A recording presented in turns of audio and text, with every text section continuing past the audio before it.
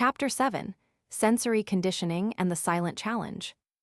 Previously, after Elias shattered Kale's reputation with a frame-perfect kill, Coach Vance retaliated by forcing him into a mandatory psychological evaluation that effectively benches him for the upcoming scrims.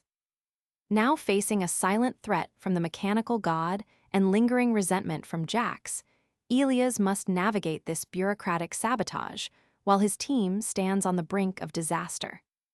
Now, Chapter 7 begins. The keycard felt heavy in Coach Vance's hand, a small black rectangle that held the sum of Elias' professional existence. With a sharp, dismissive flick of his wrist, Vance slid it into his pocket. "Mandatory psychological rest," Vance announced. His voice cut through the low hum of the server racks, cold and final. He didn't look at Elias, he looked through him, addressing the starting five already settling into their ergonomic rigs. "The league's new wellness protocols are strict. If our analyst is a liability to team cohesion, he becomes a spectator. Clause 14B of your probationary contract, Elias. You signed it." Elias stood frozen in the doorway of the main scrimmage room. The air smelled of ozone and stale energy drinks, the scent of high-stakes preparation. But for him, the door was closing. "Get in the booth," Vance ordered, pointing to the soundproof glass enclosure tucked into the corner like an afterthought. It was a fishbowl for management, designed to observe without disturbing the flow. Observe silence. No comms, no chat input, no data injection. You are a ghost today. Jax, the team captain, spun his chair around. A smirk plastered his face, though it didn't reach his eyes. He adjusted his headset, the LED ring glowing a confident, arrogant blue. "Don't worry, coach. We've got the meta figured out. We don't need someone crying about risk assessment when we're trying to secure a championship slot." Elias said nothing. He walked to the glass booth, the weight of the team's gaze pressing against his back. As he stepped inside and the pneumatic door hissed shut, the world outside went mute.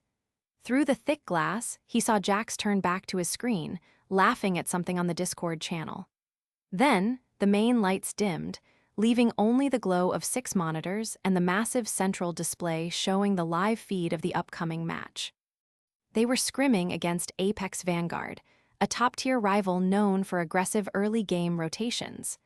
On the public stream overlay, viewer counts climbed. The chat scrolled rapidly on the side monitor inside Elias' booth. "Where's Elias?" "Benched again, LOL. Called it, one-trick fraud can't handle the real meta. Jax is going to run circles around them without the crutch." Elias ignored the text. His eyes locked onto the draft phase. Jax was leading the pick-ban process. Just as Elias had predicted 3 days ago in a report Vance had thrown in the trash, Jax was ignoring the current patch notes. He selected a high-risk, high-reward composition centered around a fragile carry champion, betting entirely on mechanical outplays rather than structural safety. "It's a trap," Elias whispered, though no one could hear him. He tapped his fingers against the glass, tracing cooldown timers in his head. "They're walking right into the dive comp." On the screen, the game loaded. Apex Vanguard moved with surgical precision, invading the jungle immediately. Jax's team, disjointed and overextended, lost first blood within 45 seconds. The chat erupted in mockery. Inside the booth, a cold knot tightened in Elias' stomach. This wasn't just a loss, it was a systematic dismantling of everything he had built for this roster. He watched the telemetry on his private monitor, seeing the team chemistry metric decay in real time. The players were panicking, their movement patterns erratic, their positioning predictable. The door to the booth opened. Elias flinched, expecting Vance to gloat. Instead, Claire stepped inside. She wore a sharp blazer, her expression unreadable, a tablet tucked under her arm. "Coach Vance asked me to check on your vitals," she said, her voice cool and professional. She didn't look at him, keeping her gaze fixed on the chaotic battle on the main screen. "He's concerned you might try to interfere. Remind me, Elias, does your contract allow for termination if you disrupt team harmony during a sanctioned scrimmage?" "Yes," Elias replied, his voice tight. Immediate termination without severance. Good, remember that. Claire set the tablet on the small desk in front of him. She didn't plug it in, she just left it there, screen up. I'm sure you'll behave. She turned and left, the door ceiling shut behind her. Elias waited 10 seconds, then looked down at the tablet. It wasn't locked. The screen displayed raw, unfiltered telemetry from the ongoing match. Not the sanitized version the casters saw, but the back-end data. Hidden vision ranges, exact ultimate charge percentages, and the decaying chemistry scores that only a few people in the league knew how to interpret. It was a test. Claire was giving him the knife, daring him to use it. If he touched the console to send a message, system logs would flag him, and Vance would have the excuse he needed to fire him. If he did nothing, the team would lose, his analysis would be proven right too late, and his value would plummet to 0. Elias looked at the environmental control panel on the wall of the booth. It regulated lighting and audio feedback for the observation deck, a standard feature for comfort, usually ignored. His eyes darted between the tablet's data and the players in the main room. Jax's team was grouping for a contested objective. The enemy jungler was lurking in the brush, ultimate ready. The chemistry score flashed red. The team was about to walk into a wipe. Elias made his choice. He didn't touch the game client. He didn't type a word. Instead, his fingers flew across the environmental panel. He accessed the LED status lights lining the top of the glass wall, visible to the players if they glanced up from their screens. He began to pulse them, not randomly, but in a rhythmic, staccato pattern, flash pause, flash, flash pause. It corresponded to the enemy jungler's cooldown timer, counting down the exact seconds until the threat vanished. Simultaneously, he manipulated the audio feedback loop. The booth speakers were isolated, but the main room's acoustic dampeners created a subtle resonance frequency. Elias dialed in a low-frequency hum, barely audible, syncing it with the charge-up time of the enemy mage's ultimate ability. When the hum peaked, the ultimate would land. When it dropped, the window was safe. In the main room, Jax shouted orders, his voice strained. Push mid, they're low. The team surged forward. Then the lights above the glass flickered. Flash pause. One of the support players, a veteran named Marcus, frowned. His eyes instinctively tracked the light. The rhythm felt urgent. Without thinking, he hesitated, pulling his character back 2 steps. The hum in the room dipped. Marcus's hesitation caused the entire formation to stall. At that exact moment, the enemy jungler leaped from the brush, unleashing a devastating combo that would have deleted Jax's carry. But because of the 2-step retreat, the skill shot whiffed by a pixel. What the? Jax muttered, confused. Elias intensified the pattern. The lights flashed faster, signaling a rotation opportunity on the flank. The low hum rose in pitch, warning of an incoming area of effect attack. Subconsciously, the team began to move in sync with the sensory cues. They weren't following Jax's frantic commands anymore, they were reacting to the environment. They rotated left just as the enemy ultimate landed harmlessly behind them. They engaged precisely when the enemy defenses were lowest. The chat on the public stream slowed, then exploded. Wait, what just happened? Did they just dodge that? Look at their positioning, it's perfect. Since when does this team have synergy? Jax was shouting, bewildered, but he rode the momentum. Okay, follow up, kill them. The team fight turned. What should have been a guaranteed loss became a slaughter.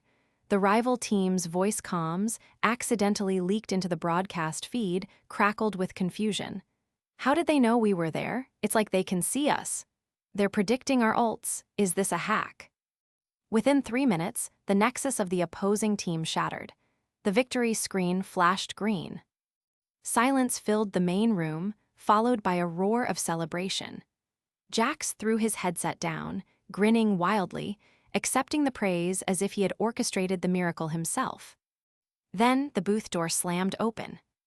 Coach Vance stormed in, his face a mask of fury. He wasn't happy about the win, he was terrified of the anomaly. He marched straight to the control panel, yanking the log printout from the printer. "You," Vance snarled, grabbing Elias by the collar of his shirt and dragging him out of the booth. "You hacked the scrim software." He shoved Elias into the center of the main room, forcing the entire team to look. The celebration died instantly. "Look at this." Vance waved the log sheet in front of Jax's face. "Environmental manipulation, audio frequency injection. He altered the server conditions to give you an unfair advantage. That's cheating. That's a bannable offense." Jax's smile vanished, replaced by opportunistic disgust. He stood up, looming over Elias. "I knew it. He's unstable. Creepy. He's literally controlling us like puppets. Coach, tear up his contract. We don't need a cheater on the roster." The other players shifted uncomfortably, looking at Elias with suspicion rather than gratitude. The narrative had flipped instantly. He wasn't a savior. He was a fraud who couldn't win fairly. Vance pulled a pen from his pocket, hovering it over the probationary contract document he had brought with him. "Sign the termination waiver, Elias, or I call the league commissioner right now and have you banned for life for technical interference." Elias straightened his shirt. He didn't beg. He didn't argue about intent. He walked calmly to the main terminal, pushing past a stunned Jax. "Pull up the replay," Elias said, his voice cutting through the tension. "Frame by frame." "Don't listen to him," Jax shouted. "Pull it up," Elias commanded. The authority in his voice was so absolute that the technician nearest the keyboard automatically complied. The massive screen shifted to the post-game analysis tool. Elias typed rapidly, isolating the exact frames where the team had deviated from Jax's calls. He highlighted the moments of hesitation, the perfect dodges, the synchronized engages. "Now overlay the enemy data," Elias said. "The hidden cooldown timers, the ones not visible on the player UI." The screen updated. 2 graphs appeared side by side. On the top, the enemy's ultimate charge curves. On the bottom, the waveform of the audio hum Elias had generated and the timing of the LED flashes. The correlation was perfect. Every time the audio peaked, the enemy ult fired. Every time the lights flashed, the enemy position was revealed. "I didn't hack the game," Elias said, turning to face the room. "I didn't touch the code. I used the lights in this room and the acoustics of the building. I transmitted perfect information through sensory conditioning." He pointed to the graph. "Mathematically, this reduced our average reaction time by 200 milliseconds. In a pro match, that's the difference between death and a pentakill. I optimized your human reaction speed using environmental cues. Tell me, coach," he looked directly at Vance, "is innovative sensory training a bannable offense, or is it just coaching that you're too old to understand?" The room was silent. The logic was irrefutable. He hadn't broken any rules, he had expanded the definition of coaching. The door opened again.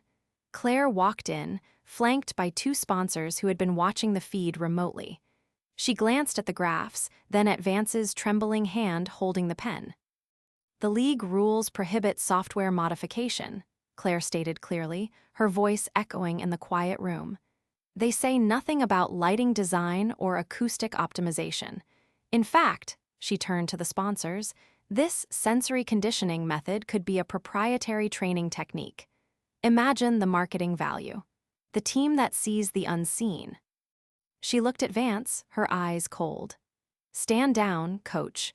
Elias' actions were unorthodox, yes, but they resulted in a victory against a top-tier opponent. If you terminate him, you aren't firing a cheater. You're firing the only person who knows how to win in the new meta."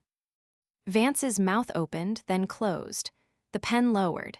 His authority, once absolute, now looked cracked and fragile.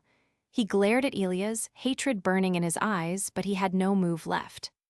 "Fine," Vance spat, crumpling the termination paper.